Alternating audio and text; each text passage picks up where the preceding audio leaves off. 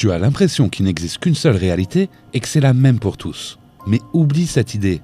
Chaque humain expérimente une version parallèle de la Terre en fonction de sa fréquence vibratoire.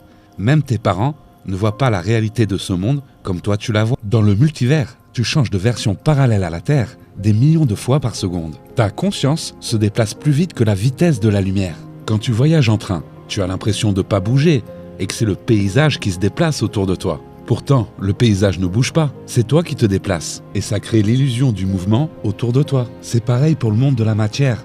Rien ne bouge autour de nous. Tout est figé sur sa fréquence vibratoire, comme une image. Si tu souhaites te gratter l'oreille, ton corps ne va pas bouger. Ta conscience se projette dans une multitude de versions de toi qui expérimentent une multitude de versions de la Terre qui expérimentent ce mouvement. Ta conscience se déplace tellement rapidement dans le multivers que ça crée l'illusion du mouvement autour de toi. Mais la réalité du monde physique que tu observes autour de toi ne bouge pas.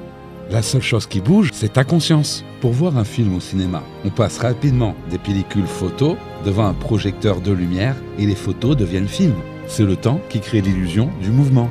Ta réalité, c'est un film, mais en 11 dimensions. L'âme, c'est le spectateur, l'observateur.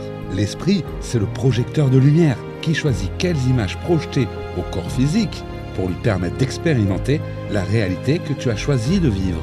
Admettons que tu sois dans le métro avec 100 personnes.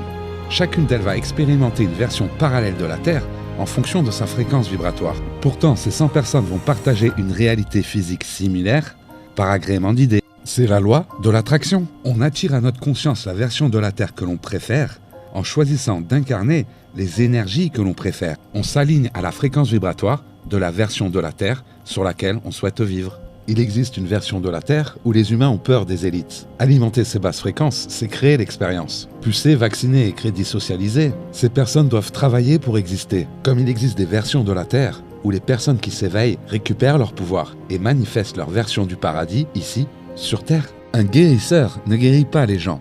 Il offre une fréquence de guérison et on choisit de faire le travail ou pas pour s'aligner à cette fréquence vibratoire. Devenir travailleur de lumière, c'est ce qui nous a permis de transiter vers la nouvelle Terre. Accepter de suivre le chemin de ses passions, c'est s'autoriser à recevoir l'abondance dans sa vie. Peu importe à quoi ressemble ta réalité actuellement, puisque c'est le reflet de ta fréquence vibratoire, une projection.